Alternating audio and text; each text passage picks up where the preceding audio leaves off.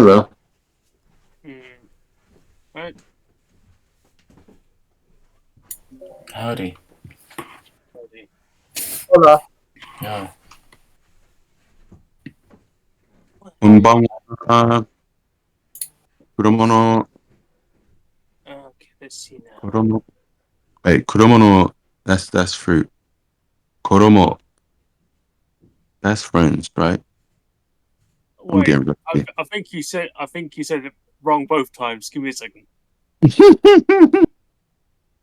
He said he came. Yeah, I know I'm getting rusty. To be honest, I've been translating Chinese for the last like few months now. My Japanese is getting worse. Because you said kodanomo, right? Like that's fruit. Yeah, kuromono. That's fruit. Yeah. Hey, the fuck will you connect? Jesus fucking Christ! What? I'm sure your Japanese is better than my French at this point. Oh no, I'm trying to sort out my fucking AirPods. They weren't. I mean, like they were working fine, like just like 5 minutes ago. I don't know what the fuck has happened. Oh, koromo is child. Oh my goodness. It's what? Yes, no. Koromo means child. Oh, I thought you said chode for a minute. Yeah, actually. Yes. And Yes. Yeah, can I have the black one instead, please? Doesn't go. That's mad. Yeah, let's have a There's multiple. Oh, connect. What the fuck? What's going on? My AirPods are fucking with me, so I don't know what's happened. Oh, Yeah, you need red sleeves for that, really. I get you. That's why. Yeah, it's going a bit crazy. Wait, friend.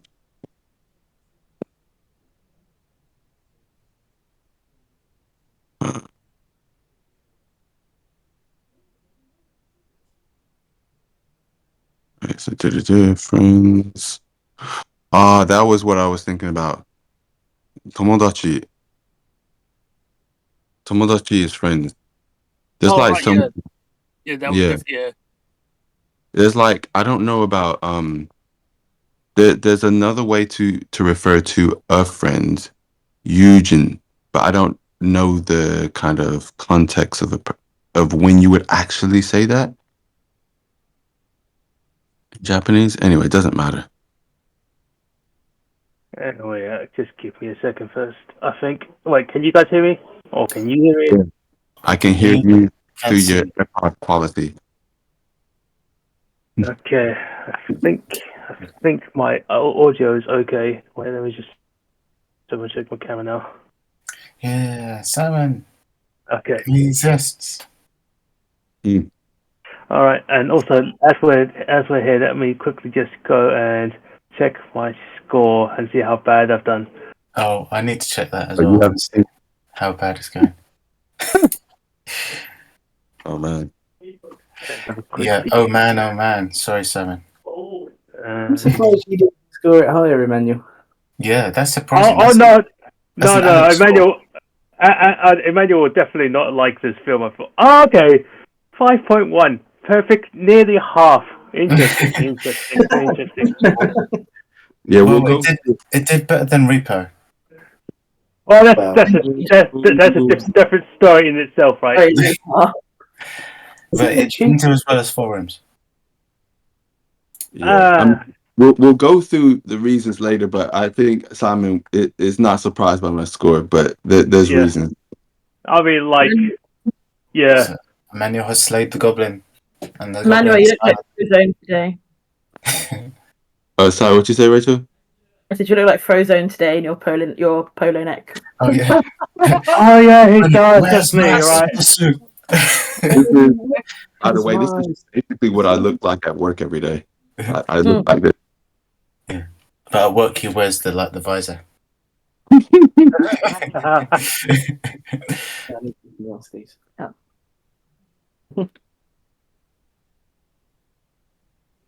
This is what I mean by magic being a drug. It looks like we're doing wrapping drugs. Back into drugs. Magic mushrooms, you say? Oh, fair enough.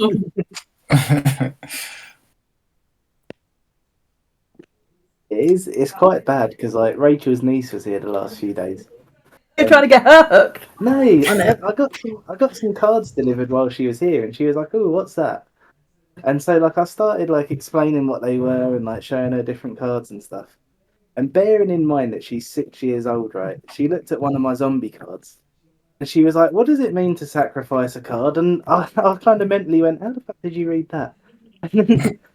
And then I sort of explained how the card works, and she was like, "Wow, that's amazing!" And I was like, "It is, isn't it?" And the more I said it, the more I was Do, like, "Oh man, I'm getting a 6-year-old." do you have access to your family's savings? There you go. There you go. That's I mean, that's like, magic. without making it sound bad, I guess magic is the new drug addiction. I think you might spend more on magic cards than you do on heroin, I guess. Or probably the same amount, actually, depending. We went into town today, and I had no intention of doing this, but we went into a shop and I spent 40 quid on cards. You did have the intention. Because you purposely wanted to go to H&V, and that's the only section you went to. Yeah, but then I came back and I was like, how have I done that? Like, but I did make my money back on it. So What did you get? the jump scare pre-con. Ah, okay, interesting. I haven't really touched those cards yet. Yeah, I've been Oh, magic likes magic. Yeah, didn't know that. Simon's gotten badly into it. Yeah, it's got. I've got secret layer stuff now. What secret did you get? No, I was on that website. I remember. Did I not say it to you? I'm pretty sure I told you. I've got Yeah, you got the festival in the box, didn't you? Yeah, I got Festival in the box. That's One max. that's that's an expensive box. Oh, you got Batwoman. I actually got Batman and Joker. Yeah. That's a really good double one. Yeah. This is what I got. The card I got when when I bought the comic book. Yeah. From the Batman Unmasked event. Oh, that's the other side of it. Gordon. So the other side of it is this. Yeah, the Joker card. Yeah. It's 3 Jokers. Yeah, that's what it says. 3 Jokers. That would be horrifying. Well, I mean, technically there are 3 Jokers. It's defined by the comic counterparts. It's Golden Age, Silver Age, and they call it something else. But like Modern Age. It might be called Modern Age. I don't know, but it's like I can't remember which goddamn comic it was. It was like it was like that. I've read that comic. It's very interesting. I think some of you guys will really enjoy it because it is literally the raw concept of 3 Jokers, and it's like the whole point and the whole twist of the whole story is that there's always been 3 Jokers. There's never been one. One was like one's the crazy, playful clown. One's like the manic, mass murdering, violent psychopath, and then there is the criminal mastermind. And the 3 of them basically take turns messing up Batman and over the decades. And that was like the thrust of the comic. It's really quite an interesting idea and concept. It's kind of, I don't think it is canon, but it's kind of like a what if scenario of like, this is what a possibility of the Joker has always been 3 people rather than 1.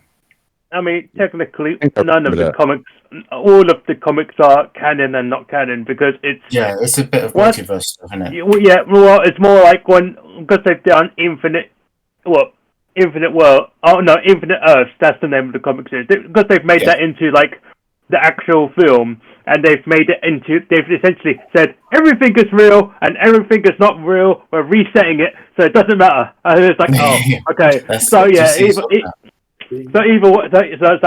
they've reset it again. So it's like, all right, so all of it's real. All of it's considered canon and not canon at the same time. Yeah, Schrodinger's Joker. Yeah, Schrodinger's Joker, indeed. So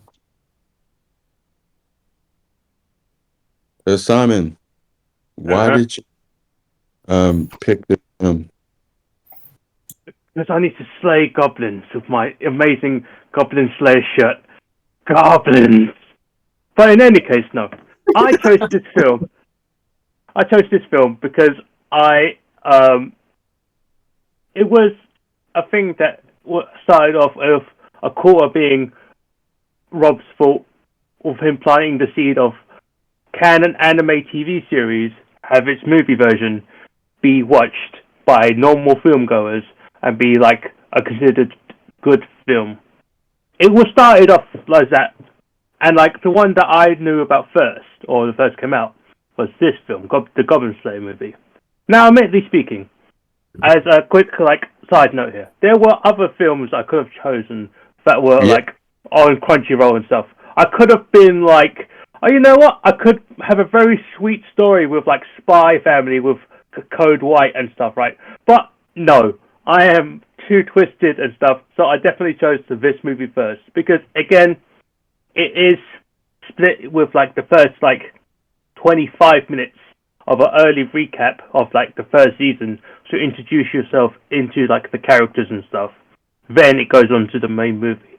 So I was thinking, if you guys, because none of you guys have obviously watched it, at least I hope you guys haven't watched it. It's quite grim. But it's like, because this is a very grim world, you guys like see it and go, oh wow, this is messed up. Well, I kind of want to see why it's so messed up. One person did. It was Pat. But then again, I feel like Pat is like the grim anime fan, like I am, or was it John as well? Because I think John said he read the manga, right? Or is that what? Yeah, I spoke to John just after, or while I was watching it, and asked him had he seen it, and he said it was on his watch list, but he's only read the manga. Manga has more details, and unfortunately, it's a bit more grim than it is. But it's like, yeah, it's there is some. I've rewatched it like yesterday and realized there was quite a bit of context missing from the movie, and like the details from the first like recap. And it's like, oh, it covers off. Like it has again broad strokes of like covering most of the story, but like the finer details and the gorier details are not covered, and it lacks character development, let's say, and because of that, it's like, right. So I had to try to, when I was watching this film, I had to score it objectively because I was trying to think, if I didn't know about it, would I understand the point of this goddamn movie? So, from what I understand, seeing the scores, none of you enjoyed it, which I expected. But like, I don't know if you did, which I don't know if you guys didn't enjoy it because of you didn't understand the story, or you guys didn't enjoy it because of the context. So it's like, okay, we'll see how it goes for like, we'll ask everyone around the room how they got on with the film. So, how did you guys get on the film? You know what, in terms of like a story, I reckon I would have got exactly the same from it if I turned around and looked the other way. Like I didn't have a clue what was going on.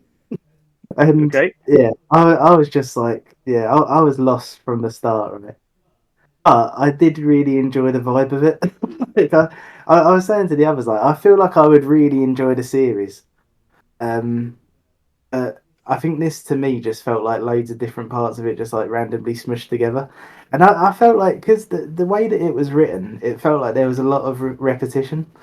Like there was a lot of stuff that maybe wouldn't have felt repetitive if it was over the course of a few episodes, but because it was all in one 90-minute film, I was kind of going like, this just doesn't.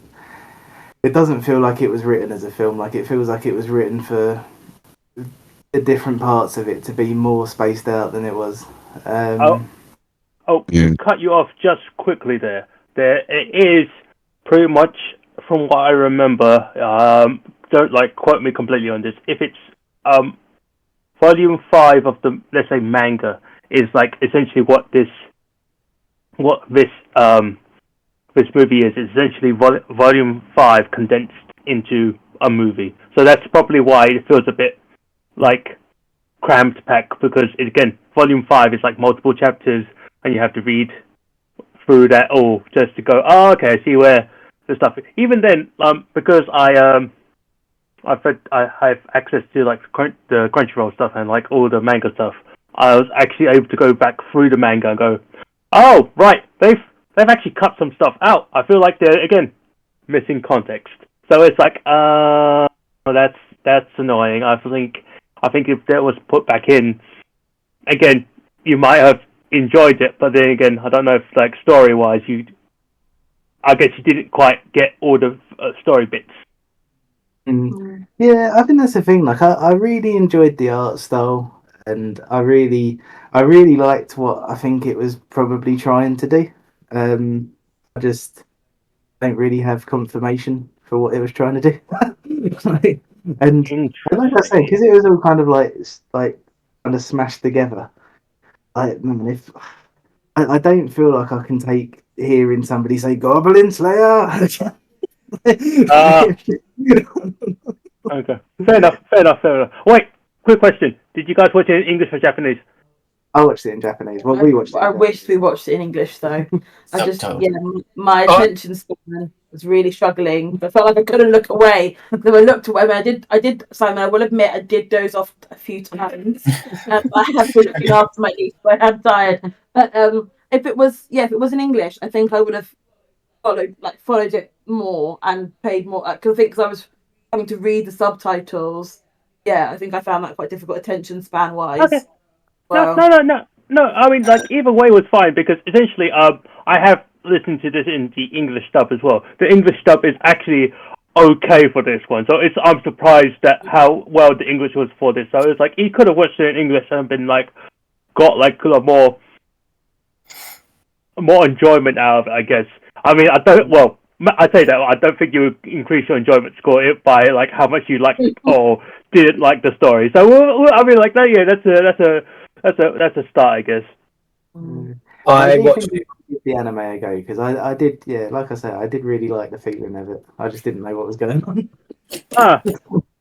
I watched it on Amazon, so it was only the English dubbing available. So that's fine. Yeah. I wish I knew that the dubs weren't that bad because I struggle with subtitles too. But what my solution is I read the subtitles as fast as I can and then I look at the visuals. But yeah, I could jump in quickly to my like opening statement. I really didn't get on with it in the beginning. I thought it didn't feel like a usual start to like a movie. I felt like I was kind of like thrown in, and I didn't feel like much like anticipation or intrigue building or anything like that. I felt like I didn't have much of a build up. And then it turns out that the beginning is some sort of recap. Yeah, it's like essentially it's explained like it's called the priestess's log. It's kind of like her like diary of like the events that happened in like in season 1, but it's never explained properly because it's just like it says the priestess's like epilogue or something like that. So it's like it is a recap, but it's supposed to be all right. This is like from the diary of the priestess, but it's like they never explained it that way. So it's like again missing context, and because the context is quite important. It made even me go, oh wait, they missed out a lot of it. Okay, got to lower the score just to make it fair. I can't just put 10. Well, I could put 10s for everything, but it's like it's not fair for like everyone else. If you know what I mean? Yeah. So and then it like had opening credits like after that, right? So it's just like that was really confusing and jarring for me. But like after that was over, I did start to get into the story and I thought it flowed way better.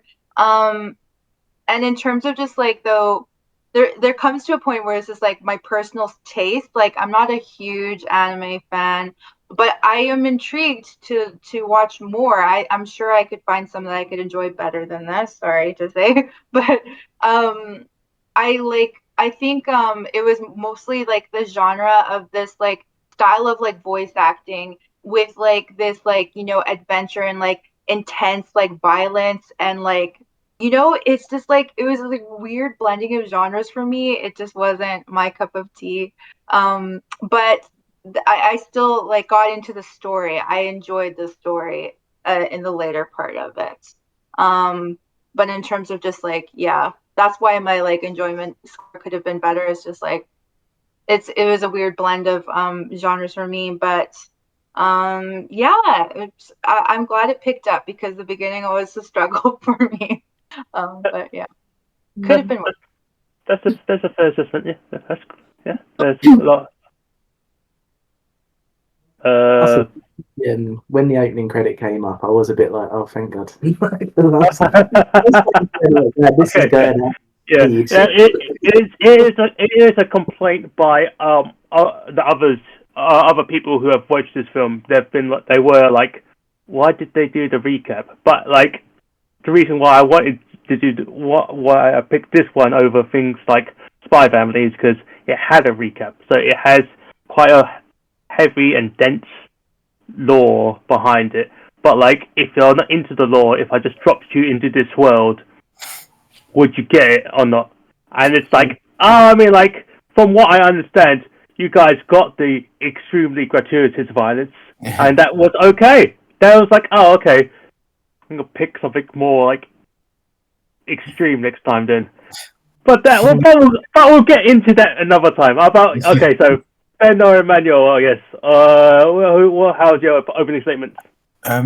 Yeah, I think the recap was essential because I think would have been even more lost without it. In some ways, obviously, a better film would have done it, whereas you can drop yourself right in and not needed to tell the backstory of all these characters, and then you learn about who they are as the film progresses. So it's a kind of a double-edged sword, pun intended, where it's kind of like it is helpful to have one, but if it's better written, you probably don't need to do one because you can tell it through the story that you're experiencing in the main narrative. So I was grateful for it in this instance because without it, I would have been even more lost, even if it is clunky. But there was some really interesting stuff that happens in it that does make me intrigued about the series more.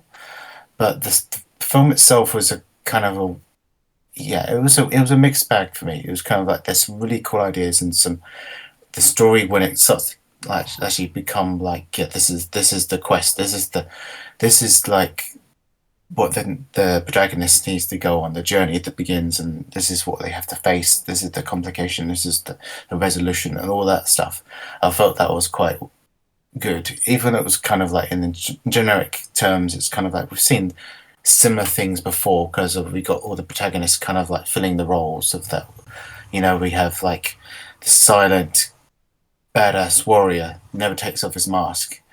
He's just great at everything almost, and he got the wise old quirky but silly guy wizard type, and then the dragon guy, which was kind of like he was a big strong silent type, you know, and the female characters, I think they're the ones that I had the most issue with because they kind of were like, and I think maybe it's just in many animes are kind of guilty of this as well, is that many of them are kind of one note. They just they're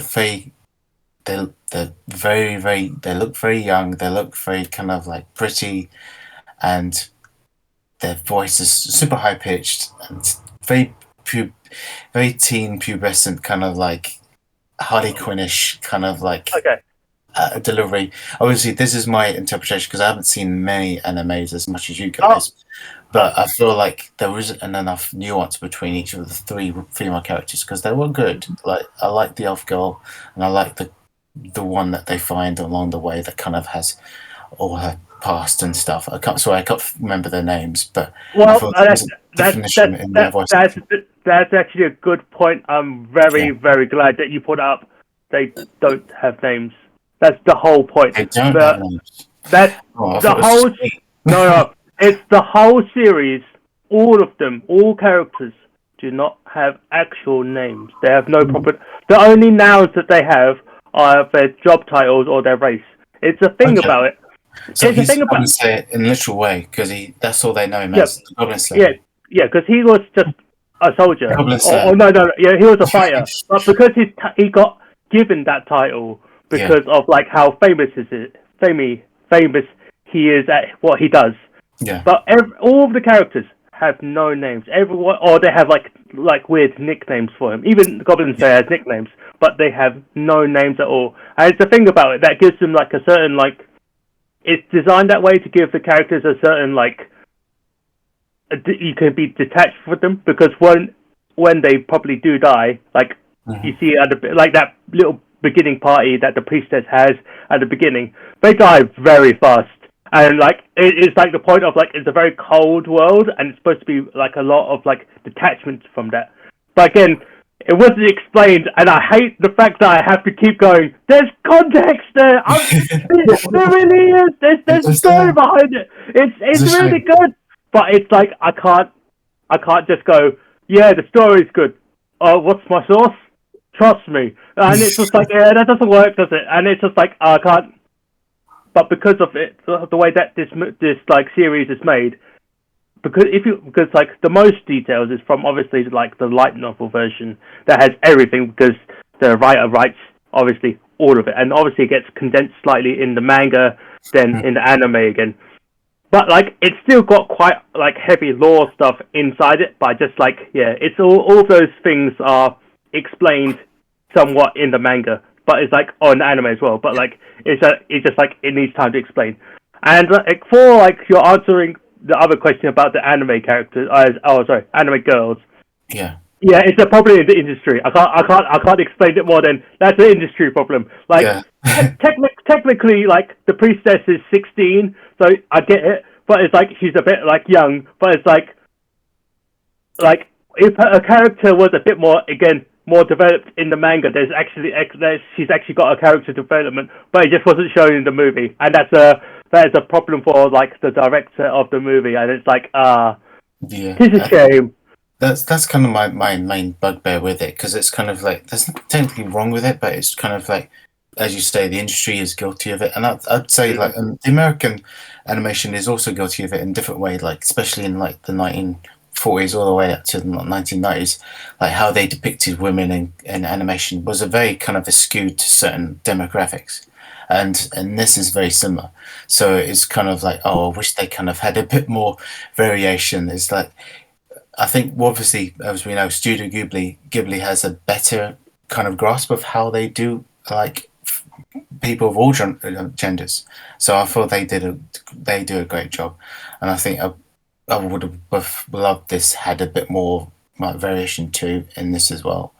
Just a little bit more, because the male characters are just really well defined. They have great memorable faces, very great character designs, and just everything about them is kind of like everything's done really like meticulously. And yet the female characters kind of like you could swap the faces of any of them and they kind of would look the same. So it's the design aspect as well as like the voice acting as well would go a long way for me to make it more like this is great, and I wish I would have grown up with it. But obviously, as I didn't grow up with it, I don't have that nostalgia attachment to it as well. But yeah, as you say, it's kind of like, as you probably know these characters a bit better through the series, you'd probably be more forgiving to it because you kind of know the journey they're on from the start. You understand who she is and how they become the characters they are because of what they went through that you didn't see in this film. Yeah. I do think though, I think one of my favourite moments of the film was the conversation between the priestess and the elf about like how they were both looking at each other's kind of, I don't know what you'd call it really, races, I guess. Are you talking about the hot spring area? Yeah, that conversation, how they didn't understand like one another's like races and how they were both wishing that they had elements of one another kind of thing. I thought that was a really nice conversation. I think that was probably the most depth that it had for me. One of the two bits, I think. The bit other for me was in the flashback was the scene where Goblin Slayer is literally going to kill the children, and she's like, no, but they're just kids. But he's like, no, they're goblins and they multiply. I thought that they didn't really touch in on that again because the goblin villains were kind of one-dimensional after that. But the fact that they made the point was like, actually, there's kids, they come from something, and killing goblin youngsters is that good? Is that right? And they didn't really go into that again either. So I thought that's a really quite an interesting idea. Ben, the answer to that question is ask Anakin. Oh yeah, Anakin would be like, slaughter them all, all the younglings. Yeah, it's a And whole situation. There was another bit I really liked with her as well, because it was towards the end, and the Goblin Slayer was saying what he kept saying, and Rachel was like, the Goblin Slayer. Rachel was like, the Goblin Slayer is so boring, and I was like, he is. And then she went, this is all you talk about, and I was like, it is. That's kind of well, I would say that's kind of the point of him. And it's like he goes, well, he just kills goblins. That's kind of the point, right? And it's like, and there's again, it's the whole point of it. I mean, actually, I'll explain that in a second. But the point is, because this is a fantasy world with dragons and demon lords and all that other bullshit, there's actually people who do all that stuff. And for him, it's like, yeah, while you're doing that, there's going to be a goblin army that's going to attack the village that has no one to protect it, and no one's going to come and save them except for me. And that's the whole point. I do it because no one else will do this job. And it's kind of like, oh, there's missing context, and it's just like, oh, god damn it. Yeah, you have no personality. I think that's the thing, though, because it's like, because without that context, because it's obviously doing like the man with no name thing.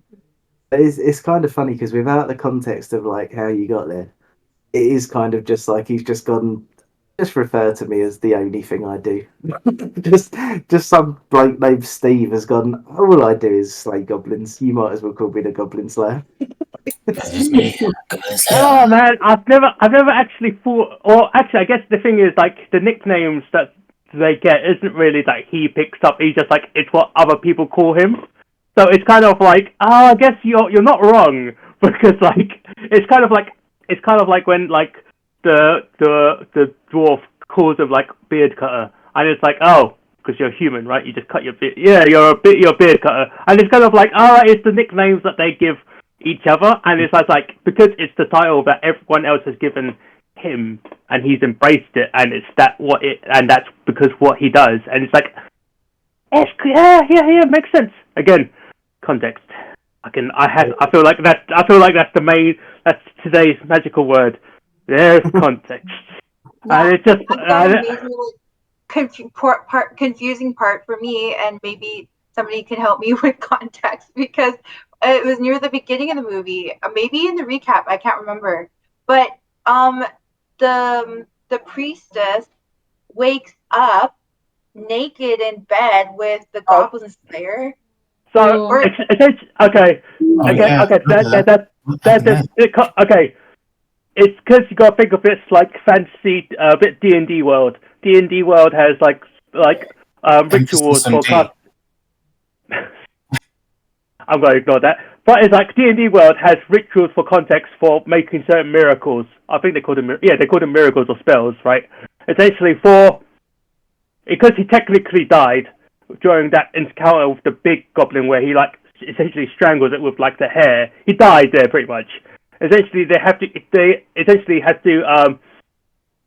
has to sleep in a bed with a holy maiden, if I remember what they said, and they have like a diamond and they leave it on his chest, and it like revives him. That's again, it's a bit D&D-ish, but there is like a magic system that works in that way. That's why it's like it's funny that way, because like essentially they know that they have magic slots or magic points to use, because he literally asks sometimes, it's like, how many spells do you have today? And it's like, I've got like 5 spells left. It's like they know they're in like a D&D world. But again, context. There's context. That wasn't explained at all, was it? When she woke up, that she'd been kept there or something. Like, yeah, it was like she was surprised that it happened. It's like she was in bed with him. It wasn't explained. No, because essentially, actually, it's literally explained in the series, like a moment. Yeah. Because essentially, did you remember when he was reading the letter? There was a lady with like the blindfold, right? She is like a high priestess or a sword maiden. essentially, like, she is the one that literally explains it right after that scene. She literally comes in and goes, so you've come back from the dead. Yeah, we needed to do this. Here is the context for that, and that's explained. It's literally the scene right after that scene that the context is explained. But because it wasn't explained, it goes, shit, right? And it's like, yeah, because the context is a holy maiden has to not exactly has to sleep in the most literal sense, just sleep with a person with like a diamond or a jewel, and it essentially it uses up the diamond and it revives him. It's never fully explained, but again, it's like it's D&D magic. It's not required to explain. It's kind of like when the dwarf makes people fall asleep by drinking the alcohol, but then spitting it out, and it's kind of like, oh, I see where like the concept for their magic system works. But again, it's a bit fantasy D&D, so it's never fully explained, and it's like, just imagination. Why was she so confused? And like, well, she wasn't confused. She was more embarrassed because she was naked.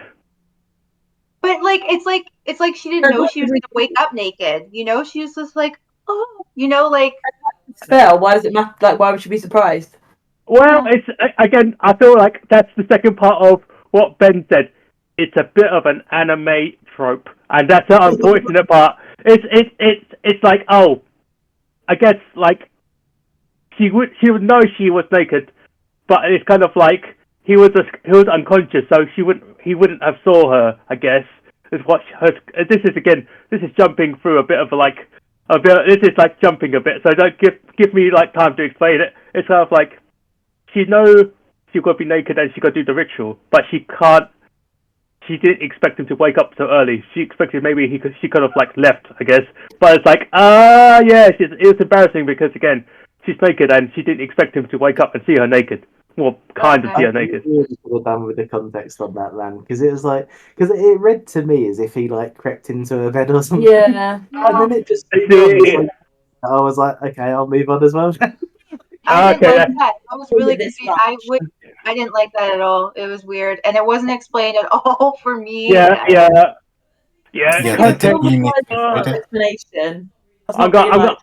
This is the thing, though. This is my issue with Demon Slayer as well. Is that like it's very much like you can't watch it as a well. I think this less so than Demon Slayer, to be fair. But with Demon Slayer, it's like you literally can't watch this without the context of like however many seasons of anime before it. Yeah, so this is why I felt like the recap was okay. I rewatched it, then I realized it's still missing context, and so I was like, It's a recap rather than like filling in a new viewer. Like it's more of like a reminder of what's gone before. Yeah, so you still watched it before.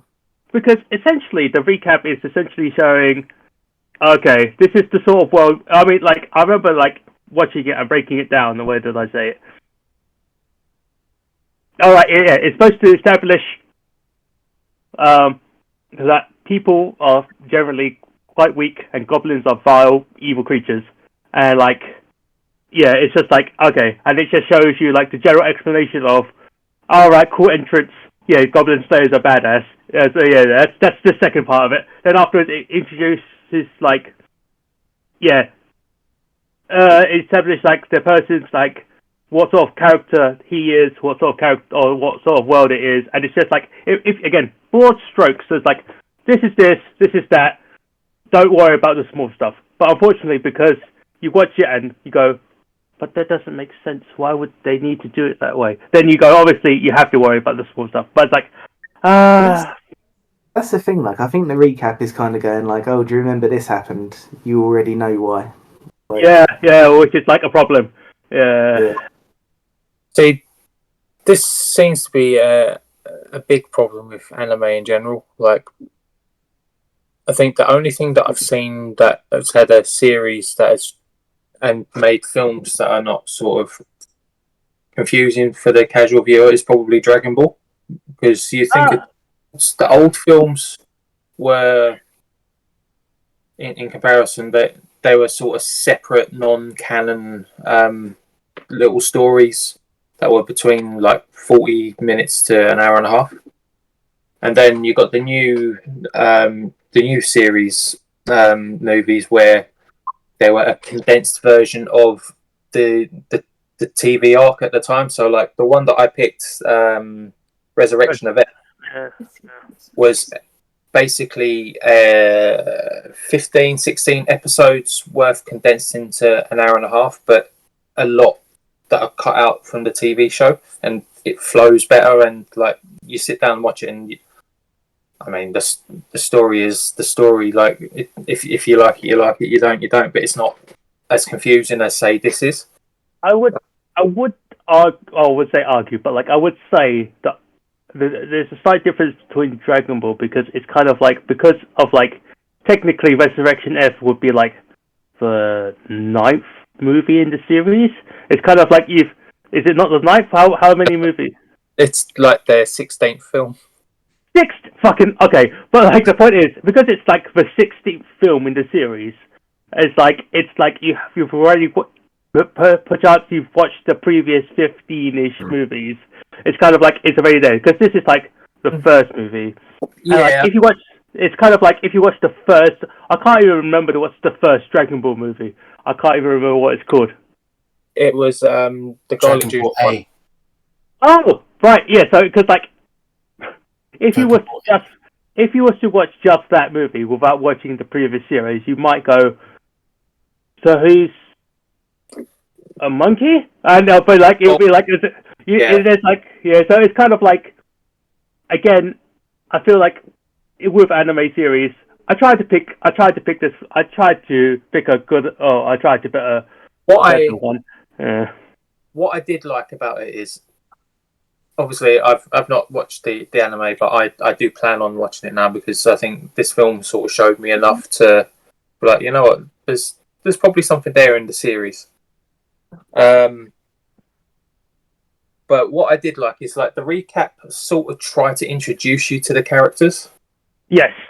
But at the same time, I think with that introduction, it took away from maybe it being wholly coherent.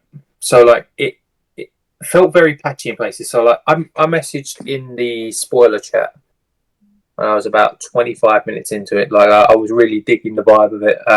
Like the battles were really cool. The animation was great. But then you got sort of past the recapping into the nitty gritty in the middle, and I was like slowing down a little bit. Like I quite like it, but it's quite clunky.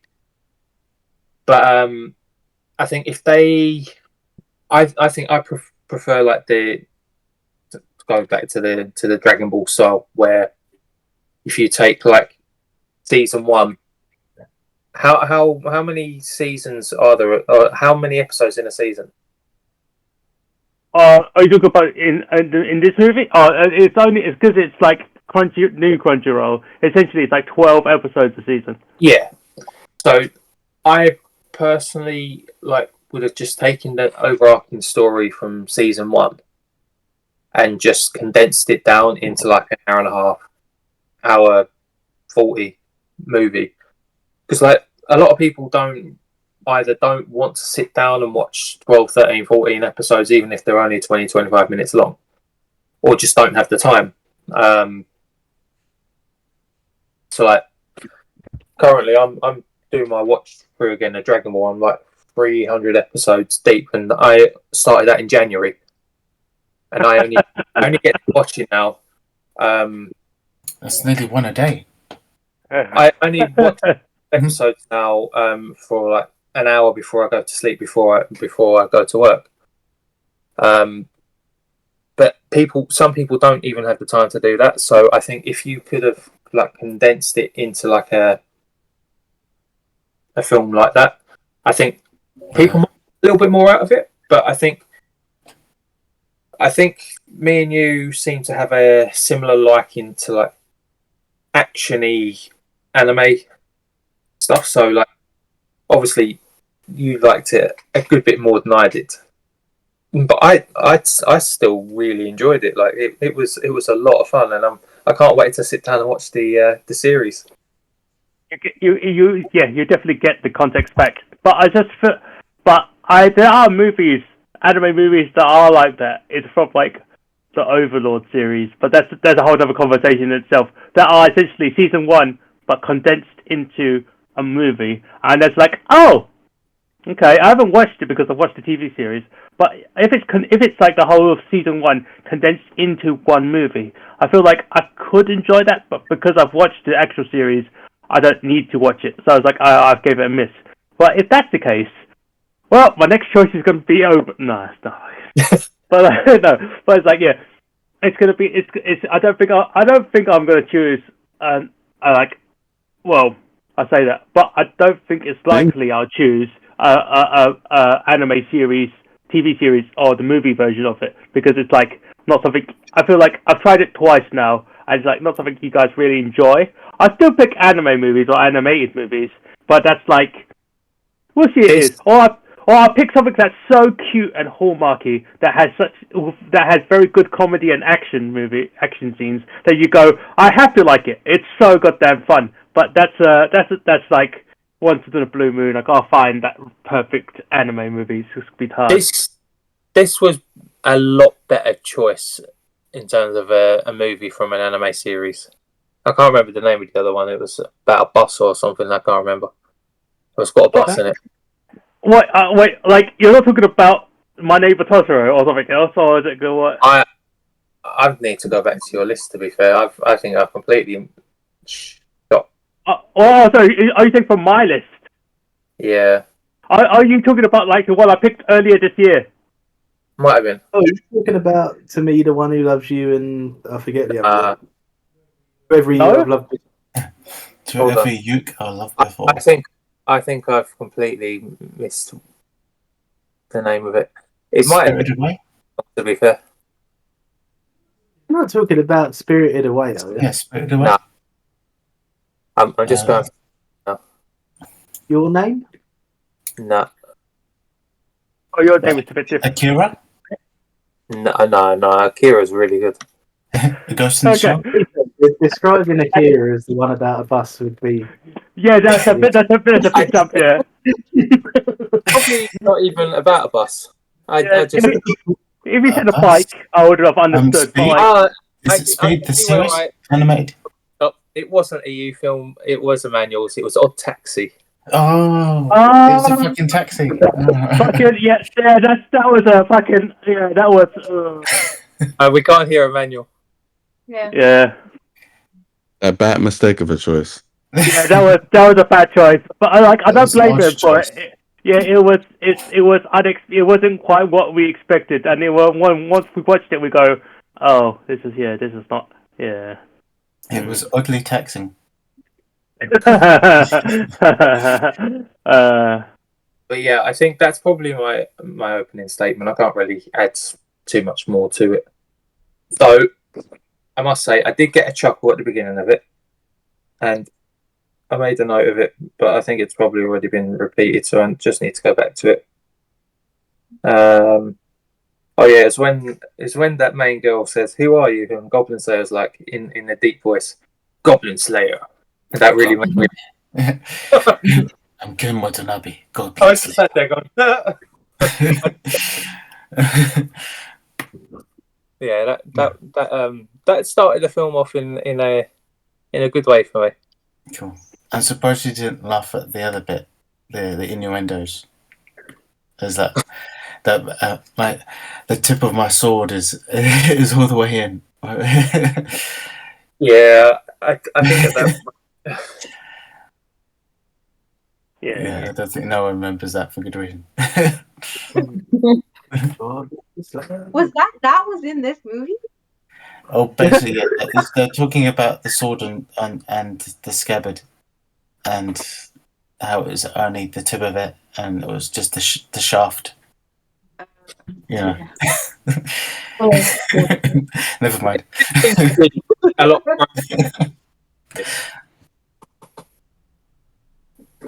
In a way, I can see why Alec didn't take to it either.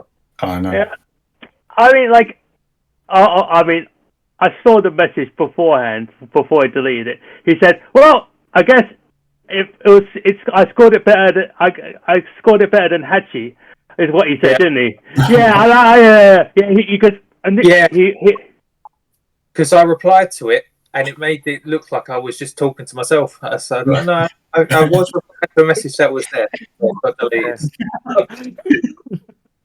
Yeah, so I guess that's a win in its own right. Yeah, I guess Backhanded compliment. I mean, like in its own right, it's like he liked it more than my very sad Hallmark film. Okay, fine. I mean, like, yeah, that's fine. That's fine. I guess it's like, yeah, okay. Actually, Rachel, have you watched Hachi? No. How about you? How about you, Corey? Have you watched Hachi? Okay, so did you like Hachi? Yeah. I wouldn't watch it. I don't think it's been a while, so I don't think I would watch it again. But it was sweet. You know, it was okay. I think I'd like it, but I don't know. Okay. Did you I think ever watch? I remember it was a little kind of like cheesy a bit for me. You know. Oh, It reminded me of something I watched when I was a kid called Lassie. yeah. I mean, yeah. It's like the very sweet, sad story of a dog, but it's kind of like, yeah, it makes sense. So, guys, if you like, it is like a bit of Hallmarkish is what we said. So it's like that's fine. I fully agree with that. It's a very sappy film. So it's kind of like, yeah, okay, fine, that's fine. So it's like, okay. Now I guess the point we've reached to is, are there like, oh, I mean, we've started it already, but like, are there any like context questions that you guys kind of need? Because again, there's quite a few things that are missing slightly, but it's like I could. Oh, Emmanuel, you have your hand up. I haven't said my opening statement yet. Oh, you haven't? Oh, sorry, my mistake. Sorry. I've just been letting you guys talk.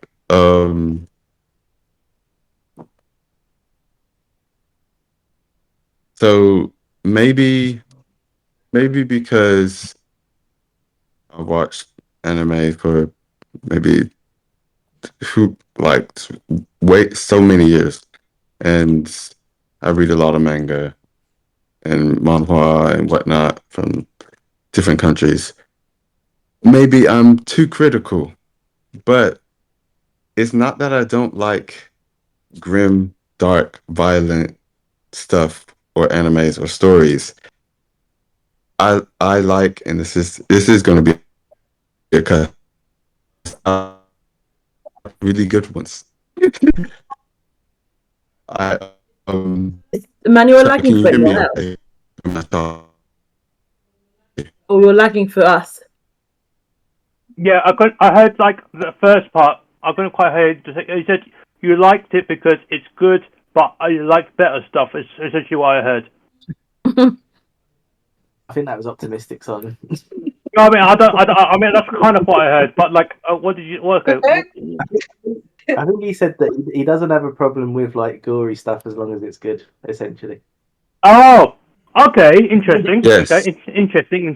Okay, keep going. Okay, can you hear me better now? Yes. Okay, I'm having real connection issues. If it gets really bad, I'm gonna have to restart my internet. Or if I'm okay, how do I sound now? Is it still choppy? You're okay now. Yes. Oh, I'm okay now. All right. If it gets choppy, let me know. I'm gonna switch to another internet, whatever connection. Anyway, so yeah, like Rob said, it's not that I don't like grim, dark, kind of violent stuff, whatever. It's that, and I know it's a cut. I like good ones. Like this. Uh, maybe this anime I don't watch for reasons. You have good ones out there, of course. You have good ones that really go into the like really develop the story, the characters. A lot of the characters are a bit tropey and a bit more kind of realistic with a little bit of anime kind of tropes in there, but not too heavy on it. The thing is, like, the concept of this has been done hundreds and hundreds and hundreds of times, and maybe the manga is better. Maybe this is a situation where I read so many book equivalents that seeing this, I'm just like, what the crap is this? What like what are they doing? Like this could be so much better.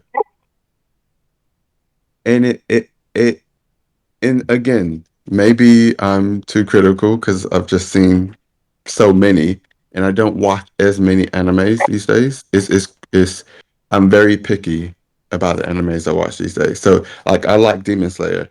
I also don't mind, and this might because of again how used to I am. I don't mind being dropped in the middle and not really knowing anything, because that's also something that happens in a lot of, I feel like, anime stories anyway.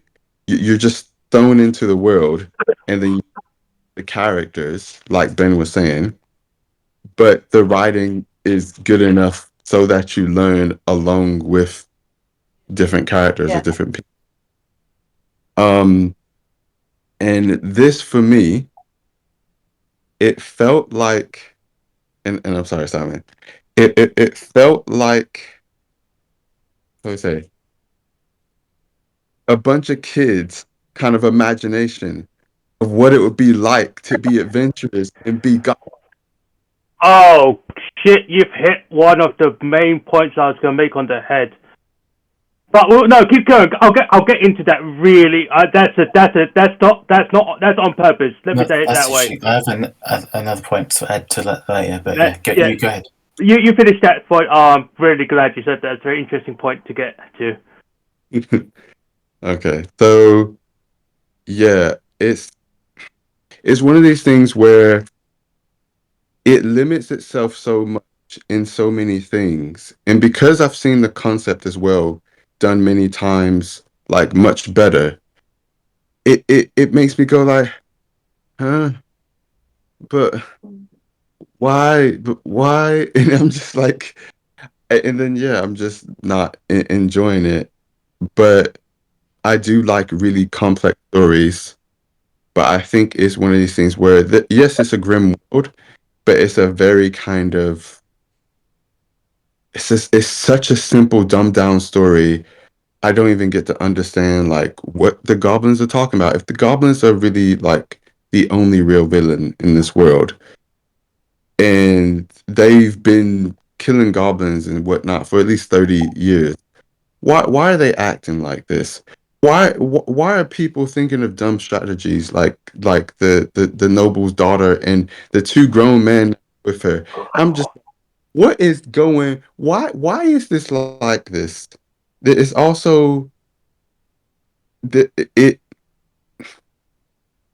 yeah, there's not much for me to latch onto. And I'm just like, nah, I'm sorry. Like I, yeah, it's I I don't know. I really wish they took the approach. This is the last thing I'll say at this point. I really wish they took the approach of making a side story that's not trying to recap the main story, which some animes do. And like Pat and you have mentioned different things. I think One Piece might do it as well. I can't remember, but it's so much better when you just have a different story and then everyone's coming in it at the same point. Yes, not everyone, like the new people don't get any context, but if a far away enough story and situation, it can add to the world and the lore for the people that already watch it. But for the new ones, it just is a better experience. But anyway, yeah. Okay. Yeah. So as you've hit so many points. I don't know where to start now. But okay. So to explain to again, catchphrase of this chat is "There's context." So, to explain your point, what you've said already, let's try to begin at the beginning. Does it feel like it's a bunch of kids playing D&D?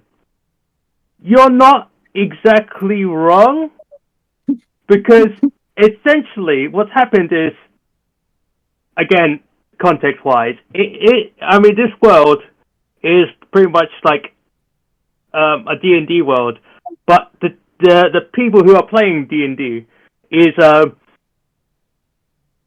I forgot their fucking proper names. But it's it starts off essentially, again, this is like a bit of like side story, but it starts off with a brother and sister. I think they're brother and sister. Essentially, one is the god of law and one is the god of chaos, and essentially they're playing a game, and it's kind of like. Is it law as in L-A-W or L-O-R-E? No, L-A-W. Okay. and essentially they're playing. Well, essentially they're playing D&D, and essentially the world that they've made, and what they can choose and what they can do, is up to them, because they are literally the gods of the world of creating. Because, funny enough, the other point that Emmanuel was saying is like, why are people acting so dumb if they know about goblins? That's kind of also one of the points. Because the two parts of that is this. Because they're goblins, no one thinks much of them. No one thinks that they can evolve, essentially. Or more precisely, they don't think they can learn.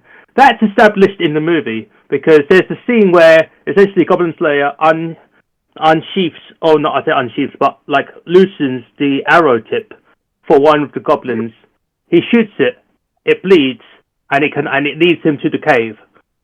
Yeah. There's just a few moments later, that scene a few moments later in the cave, where one of the goblins did that exact thing and shot the elf girl in the leg. Mm-hmm. It's a thing that no one seems to think about it, because they're just goblins. What do we care about them? We're like cool adventurer people. It's like literally they're just goblins. It doesn't matter. But the point is, it does matter, and that's the reason why they need him to be like the hero of like the normal people, because they evolve and they learn and they become bigger and stronger and stuff. They need to kill and eradicate them, but no one thinks about it like that, because they don't think about it, because they're just goblins. It doesn't matter. And again, that repeats itself, because, and I understand why Rob and Rachel say it repeats itself, but because it's like the slog of like that world, it's kind of like, yeah, that's what I do. That's why I have my name. Because, again, there's context. There's literally the character that is actually the main character that's not Goblin Slayer. There's literally the fucking like anime girl that has like the level 20 magical sword that talks to it, and they are actually going to defeat the demon lord. You don't see it in the movie, but again, manga and anime has context in it. They are technically the main character in the game that they're playing with, that God and Chaos are playing. The Gods of Chaos and Law are playing. But it's not explained, because they're not the main character in our story. Our story is about the person who has to do like the gross things that no one else wants to do, because it needs to be done. It's kind of like someone is, because I've talked to other people about this. It's kind of like when people think about, oh yeah, adventuring stories or happy-go-lucky stuff and all that other nonsense. It's like, oh, it's always like bright and happy and like there's no, like everything goes swimmingly. It's kind of like seeing like if like a bunch of kids go on like an adventure. It's always happy and stuff. But then afterwards, it's like, yeah, but then you have things like Lord of the Flies, where you have, if you actually had a bunch of kids do that sort of adventuring stuff, horrendous things will happen. This is the like Lord of the Flies version of that. It's kind of like, yeah, you have an adventuring party, but not everything is gonna go as well as you fucking think it is. Some things are horrendous that will happen, and this is what we need and this is the story we're focused on. This is like the horrendous stuff that's gonna happen that these things will do, and we're focusing on these particular stories, and this is the characters we're picking up on. It's again, there's context, and like it's kind of like that's the reason why it exists in this world, because it's like, yeah, it's gross and horrible, but someone needs to do it, and that someone is our main character, and that's kind of the point. And it's like, yeah, which is like the best way to explain the story. It's like people are stupid because they don't think about it. Because once you start off like a basic adventuring, you kill some goblins, then you move on to more things. But he doesn't, and that's like his job, and that's his title, and that's his burden, and he bears it with his title. And it's like, yeah, yeah. Yeah. I hope that explains what I could. Your questions. I don't know if you have any more. If everyone else has more like questions. Oh yes, go on, Gary.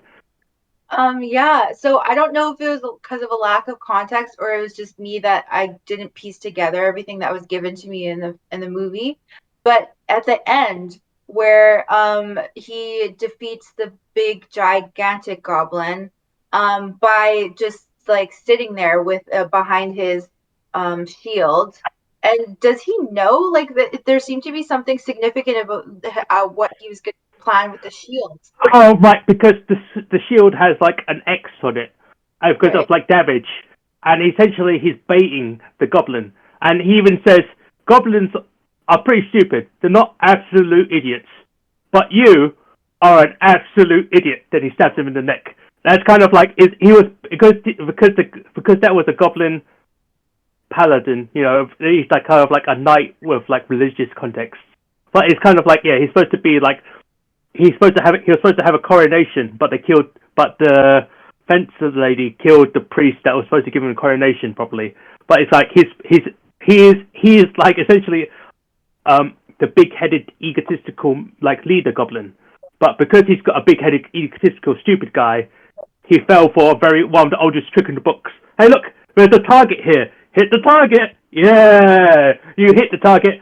Now I've got your sword, and you have nothing to protect yourself with. I stab you in the neck, and it's done. And it's like, yeah, that's the way it's done. That's that in the story or in the context. Yeah, that makes sense in this world. Yeah. Okay. Like, you have more questions. Yeah. I don't necessarily have questions. It makes more sense that. Not that it's any better. It makes sense that these are essentially kids who have done. It's just like, because the whole thing with the waking up naked in a bed. So even before explaining any story element to it, any kind of D&D element or whatever thing, it's just Japan.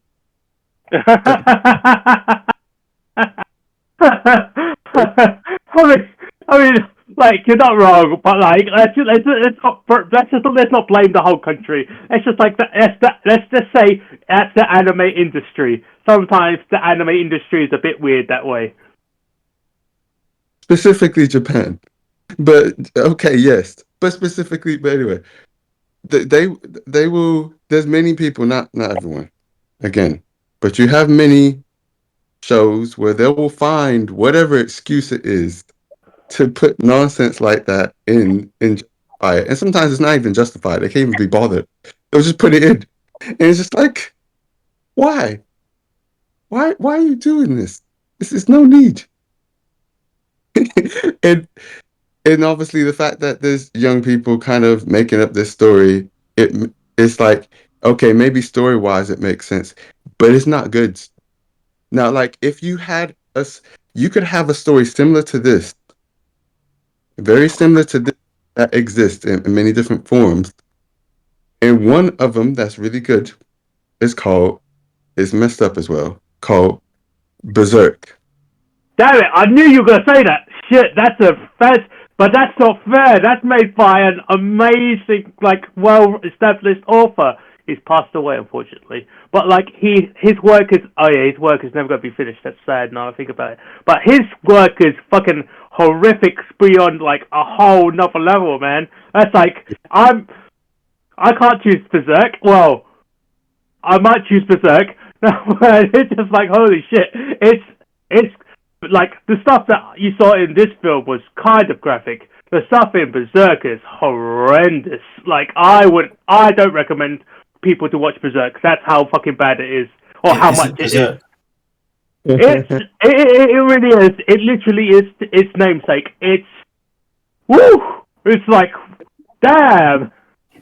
Given he's kind of like imagine imagine a director who's really good at horror, who's like does it a smart way. Meld that type of director with the creators of Studio Ghibli, and that's the mind he has and the stories he puts forth. They're very they're very complex, they're smart, but they are very realistic adult stories. And Berserk is basically messed up story about the brutal realities of war in a becomingly supernatural world that didn't start this way, but is becoming that way.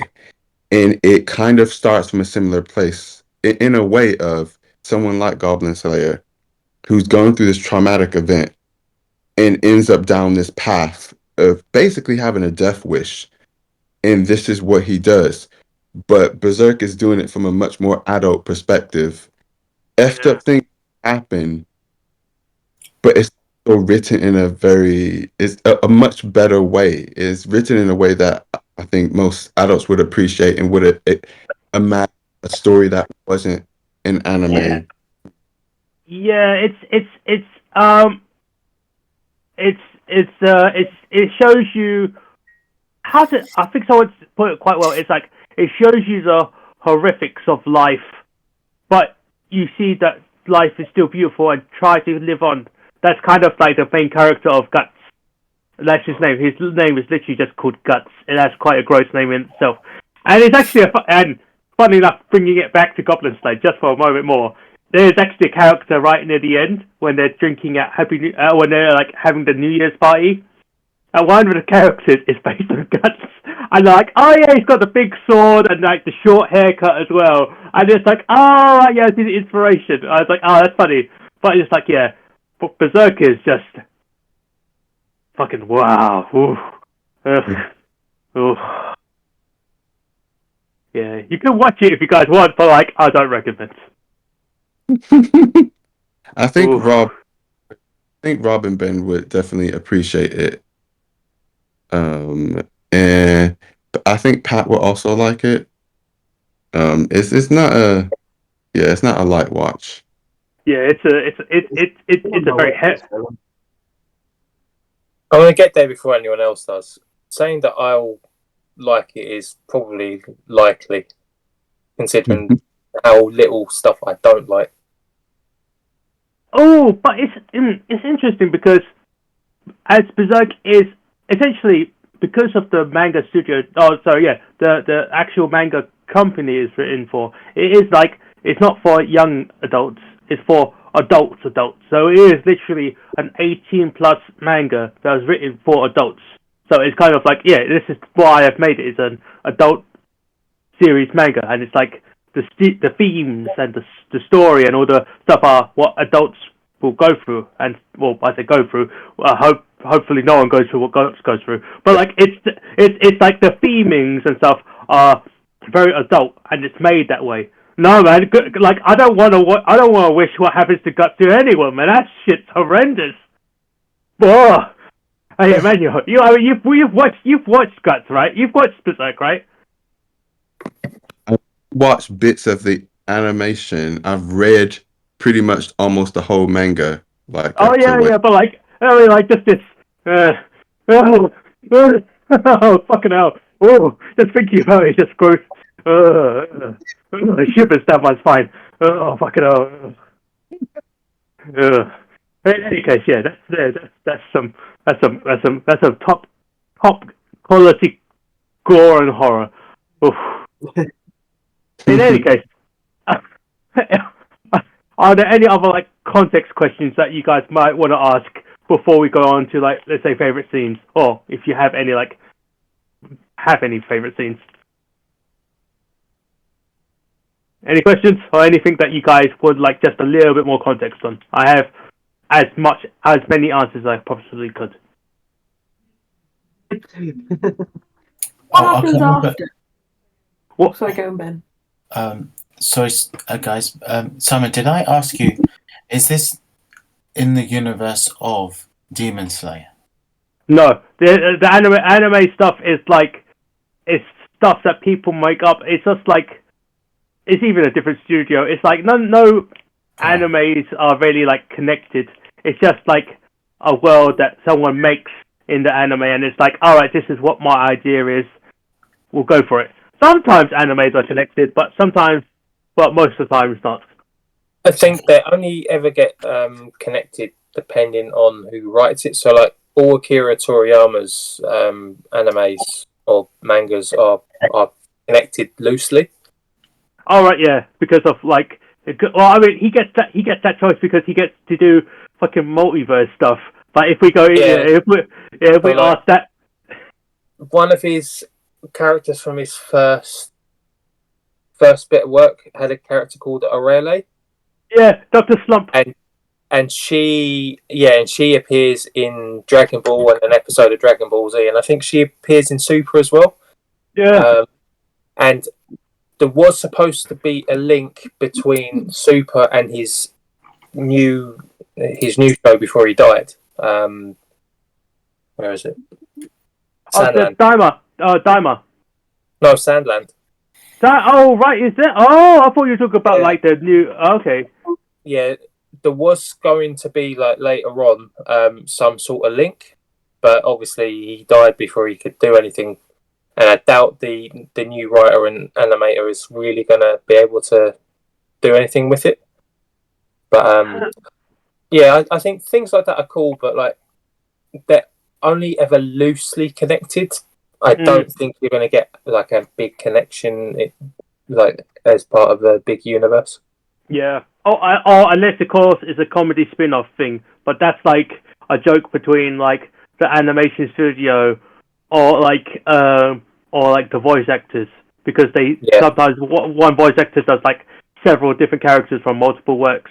But it's like there's like a one where I can't remember the name of what it's called, but essentially it's a lot of like action adventure shows, but somehow a lot of the main characters are all sucked up into a school classroom, and it's like, why? And it's like, because it's funny. Oh, okay, cool. Because like you can have one of like several of the characters that's voiced by one person, and they just go to town with whatever stupid shit they do, and it's like, oh, okay, it's connected that way. But yeah, nothing is really, it's not really connected. Like the Team 4-Star stuff. But yeah. Well, that's different though. That's awesome. Which reminds me, there is like, if you guys do find this, like, if not to watch 12 episodes of an anime, there is a funny like abridged version of Goblin Slayer on YouTube, and it's like that's like 6 or 7 episodes, and he does the funny, and he does like the action parts as well still, but it's like, all right, yeah, it condenses it more, and it's like, oh, it's funny that way, but it's like it's interesting that way as well. Now that you've mentioned it, I'm gonna watch both. Yay! Sorry, what was that, Rob? What did you say? I said the abridging was the problem. Yeah, well, okay, but this is abridged in a funny way. It's fairly funny, at least. I think Rachel's question was, what happens next?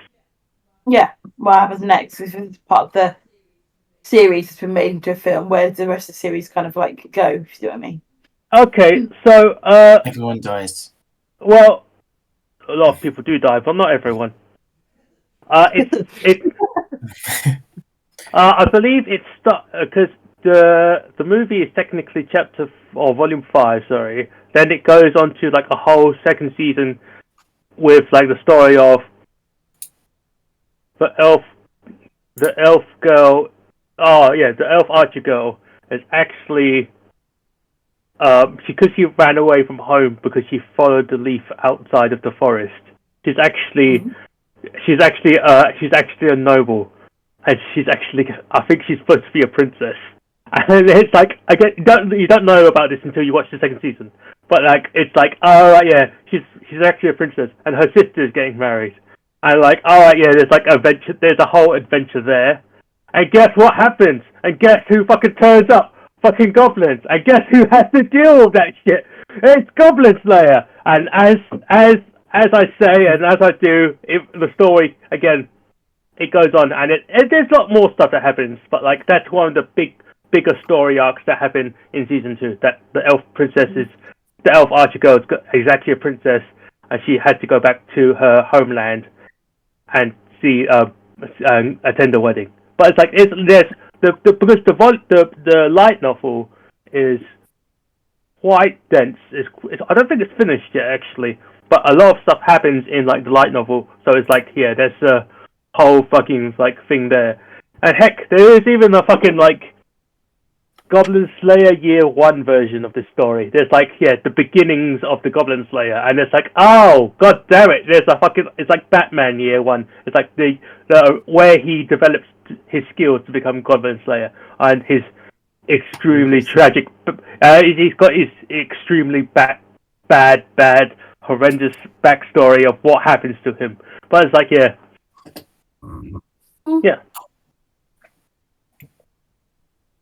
Earlier, when you was talking about crossovers, I was just remembering the crossover between Family Guy and Simpsons. Oh.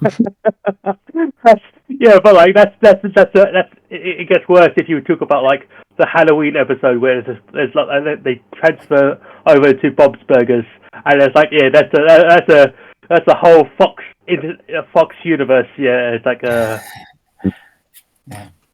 Or was it Disney universe? I own them all.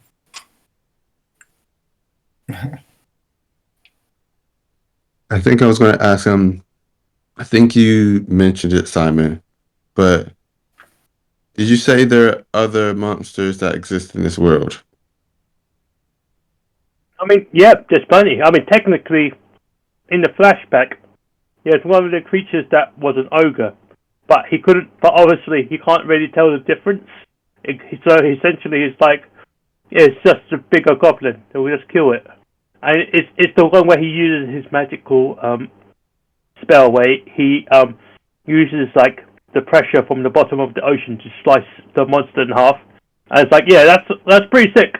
But it's like, yeah, and even the ogre is like, you got to use such a powerful spell against goblins. And as he's killing the ogre, he's like, yeah, because goblins are a worse threat than you are, and he stabs him in the head. And it's like, yeah, there are other monsters. There are dragons and other stuff in this world. It's just like not shown because, again, not the point of the story. But then again, there is context, and I hate having. I think I've said it like 20 times nearly now. So it's like, yeah, there is the context. Mm-hmm. Okay. Any favourite scenes? Or any scenes that are of note, because I don't think any of you have favourite scenes. I had the favourite scene. I had the hot tub one. Oh yeah, okay, fair enough. I really loved that conversation, man. I thought that was really nice. That was nice. That's not my favorite scene, and yeah, I want to spit it out because I don't think I have another one in addition to this, but it made me laugh out loud. Maybe because it like kind of personally relates to me. It was when the Goblin Slayer returns her sword to her, and she's just like falls onto her knees and bawls her eyes out, and it's just silence and awkwardness, I guess. And then Goblin Slayer just says something like, "You sure cry a lot." Yeah. He's a bit like, I don't know if it's like ADHD or ish, but it's like, he's a bit like out of it sometimes. If he's not doing what he needs to do, he's just like, yeah, you sure cry a lot. Yeah. It's just him. Yeah, it's his character, which is like unfortunate, but it's like, yeah, that's him. Yeah, I thought that was pretty funny. Before that happened, that was one of the moments that Rachel fell asleep. and like I could hear her like lightly snoring, and then she stopped snoring, and then the subtitle came up saying "You sure cry a lot," and she went, "Same." Yeah. Nice. All right. I think his whole character like annoyed me, and when he said that, I was just like, yeah, he is not winning any kind of things with me. That part. But anyway, I, my favorite part was, and not to be funny about it, was credits when the artist that's the song came on. And I was like, this is really nice. This is peaceful. It's just nice. It's a nice scene, nice music. You Yeah. mean the credit roll? Yeah. Oh yeah, because it's me. It's oh wait no sorry it's Millie. Sorry, I've been pronouncing her name wrong. Sorry. It's like another. There's like a double I in there somewhere. So I don't even know how it's properly spelled. But Oh, she, her me it just says me a bit longer. You yeah. were But like, it's like but it's like her singing is really goddamn good. She does the openings and stuff for the Goblin's music. Her her yeah, voice is really nice, and it's like when she does Ender Lilies, and when she does the new game, Magnolia, Ender Magnolia, she's gonna fucking like sing those songs as well. It's like I feel like it's one of the soundtracks I could actually buy and be happy about because her songs are really nice. But then again, the music is her musical score is really fucking good. Now, as a music person, I can imagine why you would like that. I think the only other anime stuff that I would suggest for you, Emmanuel, is probably the Maiden Abyss by Kevin Penkin, the Australian guy. His music is really fucking nice as well. I think my brother has read, if there's manga for that, I think he's read the books or manga for that or something like that. Yeah, but the musical score by Kevin Penkin, by excellent choice. Hmm. Good. That's some good tasting music. I think it's yeah. Music. I think one of us should pick like Cowboy. I think I've said this before. One of us should pick Cowboy Bebop at some point. Like it's something else that's won awards for its jazz, kind of Uh, brass, and I but still I listen. don't. Hey, But like it's the movie, right? So it's kind of like it's gonna become the same problem that we had with this movie, and I feel like Cowboy Bebop doesn't have context behind it. If we have like a recap of it, so so it's kind of like it's just you're thrown in the world of Cowboy Bebop, and you're like, why is the main character a bit of an asshole? Why does he like why does he smoke all the time? Or why does he like women that can kick his ass? I don't know. It's kind of is it like a thing that he does? I don't know. It's just like it's like again, lots of context will be missing from that if we were just if you were to pick Cowboy Bebop. But it's like yeah, sure. dude, it is a problem. Okay, so you pick it then. It's what put me off. It's what puts me off picking a Leap in the Third movie because it's the same thing of like, unless you've got a little bit of like an idea of who Leap in the Third is, it's just some random guy.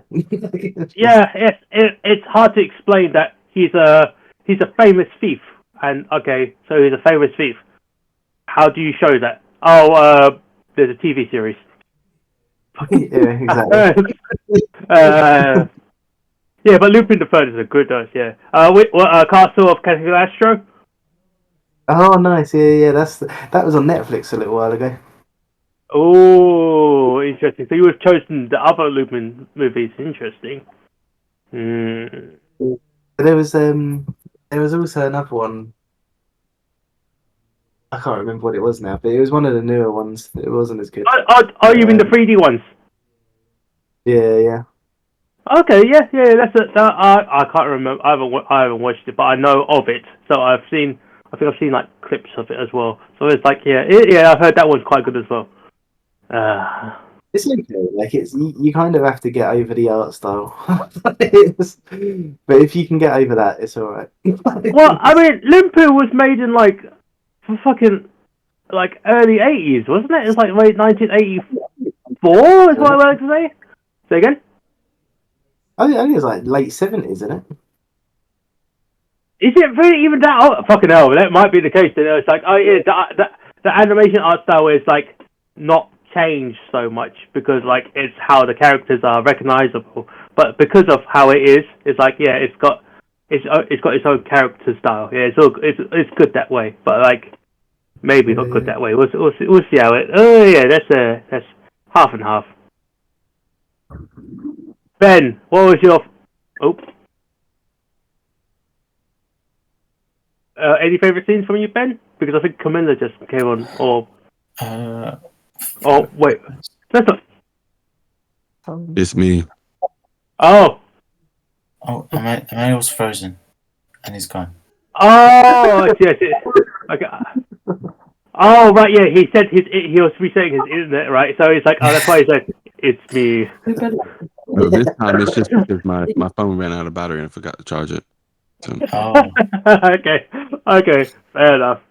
All right, how about you, Ben? Any favorite scenes or notable scenes? Let me think. I did appreciate like some of the animation was quite really cleverly well done, especially with the Demon Slayer himself. He's the only character, if anyone noticed, that he's the only one that's actually CG animated. He's done by CGI, where everyone else is 2D animation. So I was like, oh, that is really quite clever, because obviously he's the only one you don't see the face of. But how they coloured it, and they cel shaded every part of his costume and armour and everything to make it look like he was a 2D character like everyone else. So it's the same technique they did in the Iron Giant, where they kind of use a CGI model in a 2D environment, and they place him in, but colour him in the same way they would a 2D character. So I thought that was really, really cool and quite something not many people would appreciate. I thought that was really quite a clever animation technique to kind of cut corners, but in a good way. Because usually when they cut corners, it's kind of like obvious and it's like that looks bad. But in this case, I felt it went with the vibe of what they're going for most of the time.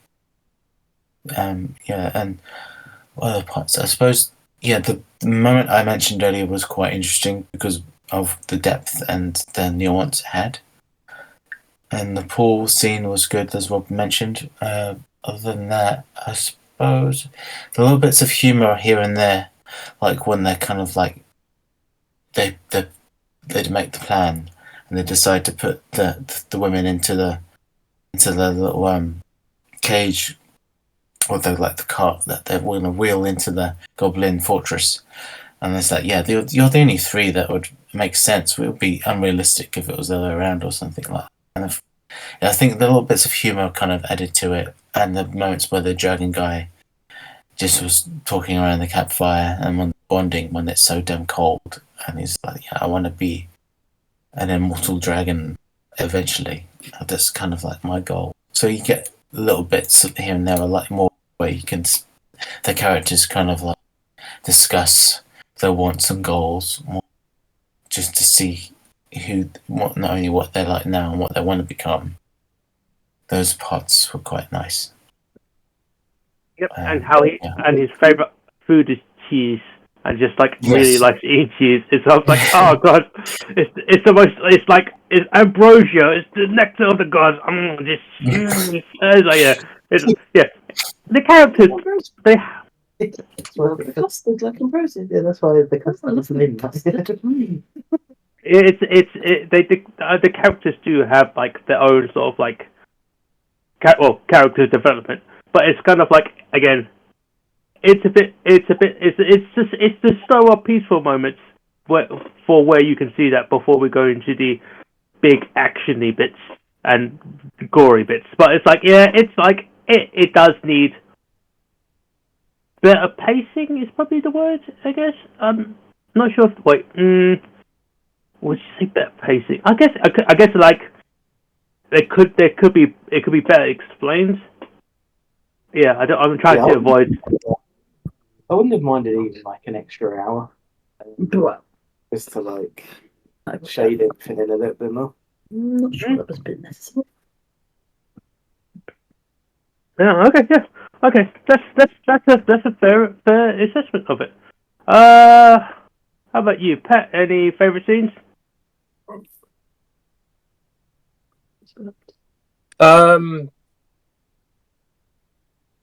I can't really say anything other than like the fight scenes. I really like them the most in it. Like a lot of the story stuff was, I say, a bit broken, just because it's recaps and then into its own story. So realistically, I need to watch the anime to have like a full appreciation for the story. But I did really enjoy the fight stuff, especially at the beginning when she's like thrown into a quest without any experience at all, and she's like, shit. Yeah, that was a very tough first quest. You haven't had a quest before? Okay, here's some goblins. Yeah, yeah, that's it's pretty much. Poor bastards. Poor bastards. Yeah, okay. Who else has done? Who needs to do a favourite scene? I have a favourite moment. I would say if it would take as far as being a scene. Okay. It was like two or three lines back and forth. I guess it was when they were in the car or the carriage, and the other one was pretending she wasn't cold, but she very much obviously was. Was cold. That made me laugh because something that I would do if I was in a mood, tell somebody I wasn't cold. If I was. So it made me laugh, and I appreciated that characterization, I guess. But that's probably it. Oh, right, yeah, because the noble fencer girl was like, yeah, she was being moody. Yeah. She was like, yeah, and she was like, I'm not cold. And he was like, oh, trust me, it's better that you have the yeah. that's I guess that's a sweeter, funnier moment. Yeah, it's nice. So, for myself, all of my like sort of like favorite scenes are kind of like the scenes where he sets up before he goes into the fights. The fight scenes are kind of cool in its own right, but all the setup that he does do for the story to progress and make sense. It's kind of like it shows you the thinking patterns that he has. Like he was able to prepare the rings ahead of time already, and that's like you could say that's like a contrivance, but it's like no, it's kind of like how his brain works, and it's kind of like how he sets it up. So he probably would have bought those rings anyway. But it's all the things of like he goes to their armory, he steals a bunch of swords because he keeps breaking his fucking swords. But he goes and destroys the rest of them swords by making them like rust away. And it's like, oh, all of those like small things that he does make sense because it's how he's learned how to deal with them and how they've progressed into how he's progressed in defeating them. All of those things are like they're small details, but they add up, and it makes his character, and it adds to his character, and I think that's very important. And I think that's like my sort of like favorite sort of like scenes, is him setting up everything properly so it'll go the way that he expects it to, and it's like, oh yeah, that's what makes it him.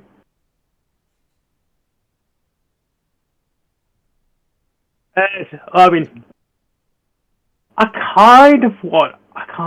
because he's not here, and I need to see how he feels about it, because I know he doesn't like the anime movies that much either. But I kind of want to hear his opinion on it, and because he's not here, it's sad.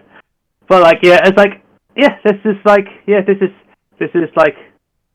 This is how it is. I feel like this movie, if there's actually, is there any other like favorite scenes or like comments that you guys need to ask? No? Okay, so I'll wrap it up. I feel like as a series, this seems to be quite acceptable from everyone. I'm surprised by that because like I didn't know if you guys would have found the context to be a bit too gross, but that is not the case. So that's fine. I feel like I can choose more grosser stuff now, and that's a good thing for me to know. But like, it's just essentially it's because of the pacing and all that stuff that you guys, or like the story elements that were missing, or the missing story elements that were like that you guys had a problem with, and you're like, I want a bit more context. And if that was the case, I feel like this movie might have been actually enjoyable for you guys. But like, it's a learning experience for me choosing these films. I feel like now I've got it, I can choose something that's like really heartbreaking instead. I could choose because like anime movies have many, because anime in general have many genres and many sort of themes behind it. So I chose one that's like sort of like a sort of like romance drama at the beginning of this year. I've chosen one that's just like action with the gore and horror. I feel like the next one I'm gonna choose is the one that makes you go through an emotional journey. I don't know if it's. I think Emmanuel is smiling because he knows which one I might choose. But no, okay. But like I'll choose. I don't know when I'll choose it. It's not gonna be this year, obviously. But like I don't know when I'll choose it. But I'll choose the one that like really makes you go through an emotional journey. I think that one probably you go. God damn it, Simon! This one's actually quite nice. Huh? Simon's going to pick the Pokemon movie. The first one. that would have been a fucking twist, right? I mean, like when I watched it, I was like 10, so I was very sad when all that shit happened. But like, yeah, cinema watching that. Huh? I cried in the cinema watching that. Yeah, I mean, I was only about cinema. Yeah, I mean, like we were only about 10 when that came out, so it was like, yeah, you would cry. It's like sad because he's dead. Oh god, he's dead. It's just like yeah.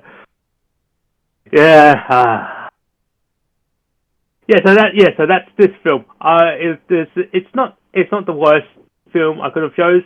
I feel like this is a learning experience for myself mostly, and because I enjoyed it the way I did, I feel like it's a 10 movie for me. Yeah.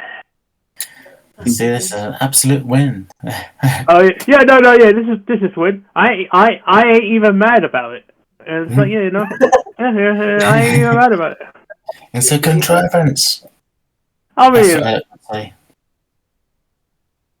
I don't think he would. Well, he might. There are certain points that might be contrived, but like he's not here to. We can't. He's not here to ask which points that he thinks is contrivances.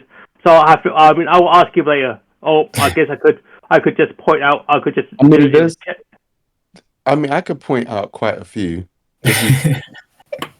Yeah, but you're not Alex, so it's a bit different. There were some. I'm sorry. Yeah. Oh no. Yeah. But like. Yeah. Well. Yeah. I guess that's. We can get to that at the end of this. If you guys need to. But I guess. Yeah. That's this film. So I guess now it's. Oh wait. Are we supposed to do picking nominations, or is that like next time? Oh yeah, it's the end of the round, isn't it? Yes, I haven't thought about it yet. I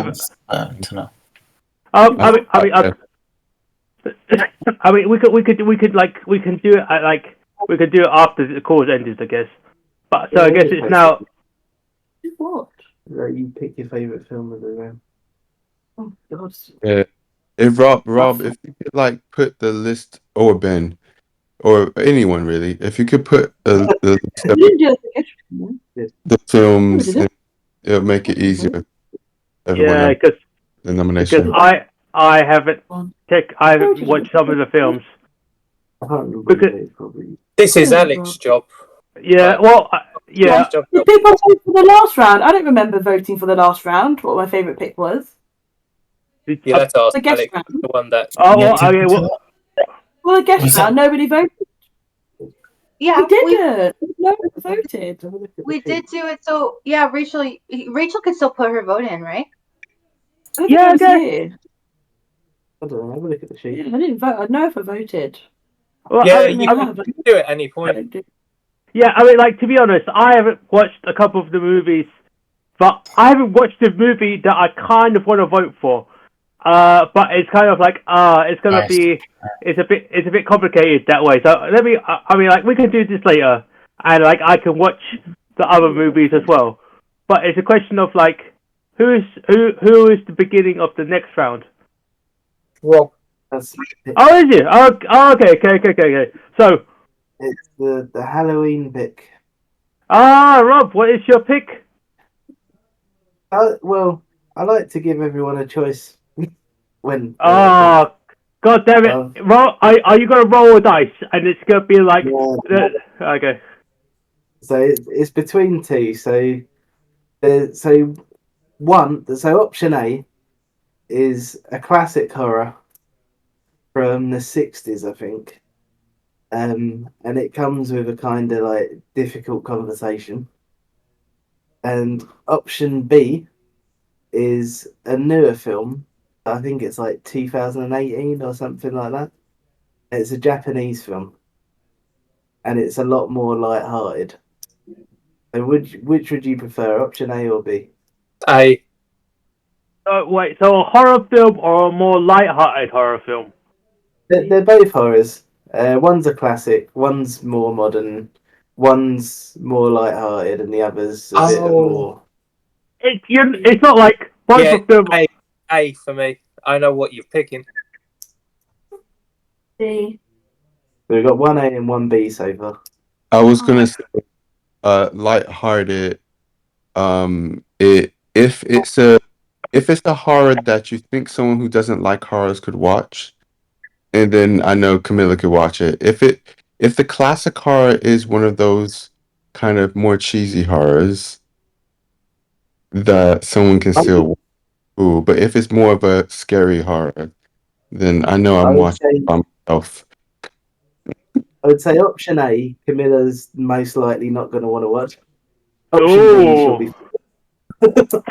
Interesting. Okay. I'm trying to think about what Japanese horror films that came out in 2018 now. Fucking.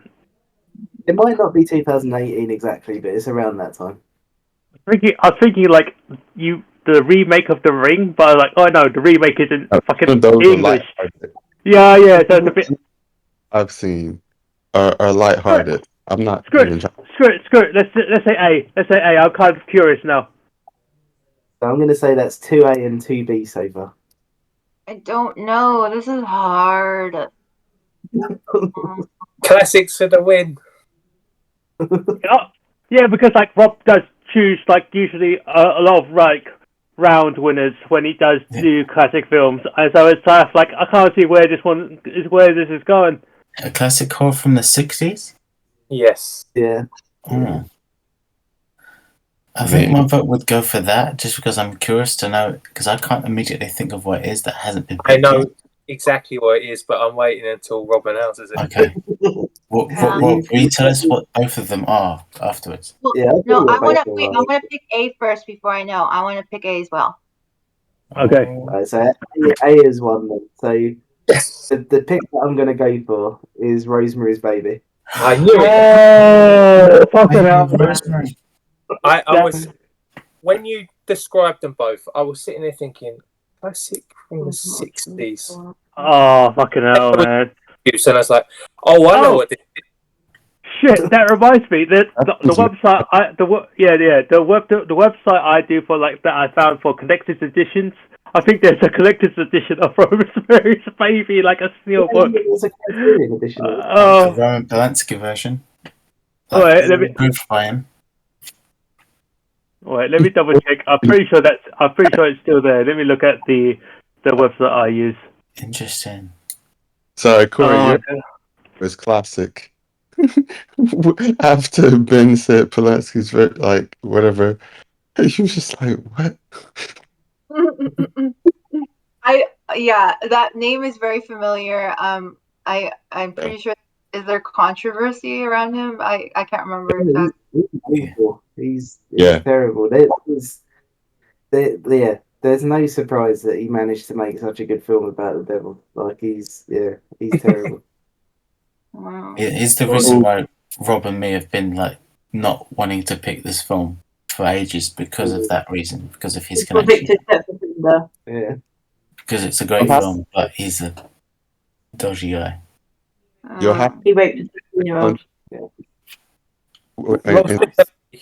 God, sorry, Manuel. Yeah. oh, I said you'll have to say X in the next call Yeah, because we'll talk about that. make it all worse. And I think like when I had to study the film and its music in uni, oh my goodness, I was bad. Yeah, it's so good. I was, this is so creepy and messed up. Like, and you know the stuff that's happening behind it as well. It's just like, you know what? No, I won't willingly go and watch this again. Oh no. What have you done to Emmanuel, us? Rob, Emmanuel, what did you say? You cut out in the very beginning. You said something next call. Oh, I was saying, Rob and Ben and whatnot need to give context for all of the mess up stuff and the guy himself next call. Oh, So we truly I mean, we can always look it up ourselves, but Yeah. so we could, yeah. Yeah, I just posted the link on the spoiler chat. It's the 4K collector's edition that has like all the art cards and stuff on it. This movie is pretty grim, right? It's like sorry. So what was your light-hearted film then? If this is the thing here. They did the light-hearted choice. The more modern one was going to be One Cut of the Dead. Oh, sorry, I heard Cut of the Dead. One Cut of the Dead. Okay, just let me double check this. Okay, One Cut of the Dead. I don't think this is a horror film. I think this is a comedy. It's about zombies. Rob. There's a big difference between about zombies and like a zombie film, right? It's kind of like saying Shaun of the Dead is actually a horror film, but it's obviously got zombies in it. It's a comedy. This is one kind of say the Dead is a horror comedy. I mean, like, I don't know about this. This looks like it could be like this looks like House of the Dead, like sort of like cheesiness, and it's kind of like I don't like looking at the poster. It feels like what's that game that everyone played recently? It's Lollipop Chainsaw. It's about a cheerleader that has like got a fucking chainsaw and kills zombies. This has got the vibes that I'm pretty sure it's a comedy more than a horror. It could be like a dark comedy, I'll give you that, but like it looks definitely more fucking like comedy than horror. I love that. Oh, what the fucking what? It's kind of like obviously looking at it now, I was just thinking like when you guys chose. I mean, who chose Train to Busan? That was me. Oh, yeah, because like Train to Busan was this is like if someone was filming like the behind the scenes of Train to Busan, and there's just one of the guys like tripped up. Yeah, this feels like I don't know. It feels definitely more comedy than horror, to be honest. But maybe I mean, because I've seen it now, I'm like gonna check it out as well because it seems kind of fun. It seems kind of fun. Yeah, it's a cool film. But I mean, because I'm just watching a bit of the trailer now.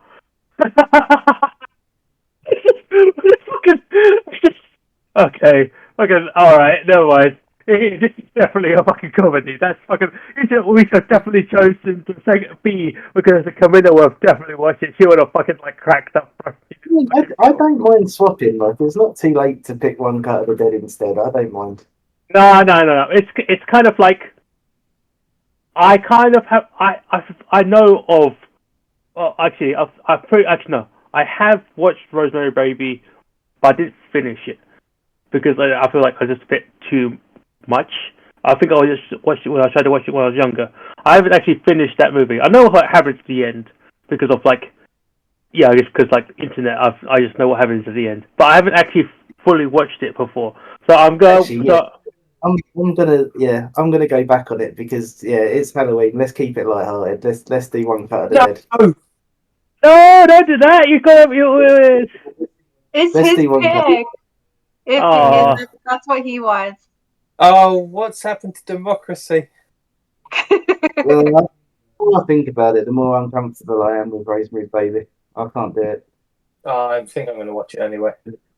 Yeah, I guess because I posted the link in the spoiler chat, I guess someone's gonna get it for a DVD. I've already looked at it on Amazon, to be fair. I bookmarked it. Oh shit! I guess I could watch both, but like, wait, actually, where can I watch either of them? I don't know actually. Never look. It could like I just hope One Cut of the Dead isn't like a thing where it's like, oh, only available in Japan. I'm like, fucking hell, because Rosemary's Baby, it's probably everywhere. Arrow released it, so it should be on Arrow Player if nothing else. Oh, nice. I think I still have your login. Yeah. Where to watch? Let's see. Rosemary's Baby is available everywhere. I thought so. Let's see. One Cut of the Dead is available. Oh, it's on premium subscription on Amazon Prime. It seems. Is it the Arrow Player on there?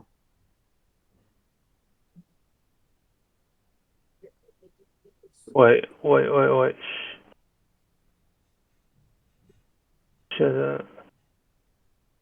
Oh, it's part of something called Shudder. I don't know what that is. Yeah. It's another online platform dedicated to horrors. Oh, okay. Oh, cool! It's got the Creep Show. Oh, damn! That's not something I've seen for a fucking long time. Fucking hell. There's a series on Shudder as well called Cursed Films, which is pretty good. What Oh, films? Cursed Films. Oh shit! It's got the Wailing. Oh fucking hell! That's a fucking that's a fucking that's a creepy Korean film. That's a creepy Korean film. It's Interesting. Okay. this there's a possible like. Have you seen it? Is it good? It's what? Is the Wailing good? Like, have you seen? I've heard good things about it. I haven't watched it as again. It's one of those films that's like I've heard really good things about this sort of horror film. It's kind of like oh shit, I can't remember the name of it. It's like a Thai horror film, but I kind of want to watch that. That the name escapes me for now, but it's the Thai horror film that scared the shit out of Hideo Kojima that made him help make fucking like the helped him make the fucking Silent Hills trailer. So it's kind of like wow. That's it's a horror. It's a good horror movie where it scared Kojima. It's like, damn, that's a level of horror film. Ooh. Man, Damn it, I just can't remember the name of it. Fucking hell. Okay, but okay, so we'll do One Cut of the Dead. It's available on Amazon. We'll watch it then. Okay. We go and turn the recording off. Okay. I'll have to watch it in the morning then, because watching anything in subtitles in the evening is a no-go for me these days. fair enough. Okay, that's done. That's saved. I'll just check that out later. Oh, so it's like, have you guys? I mean, I don't think. Wait, has Rob stopped recording, or is he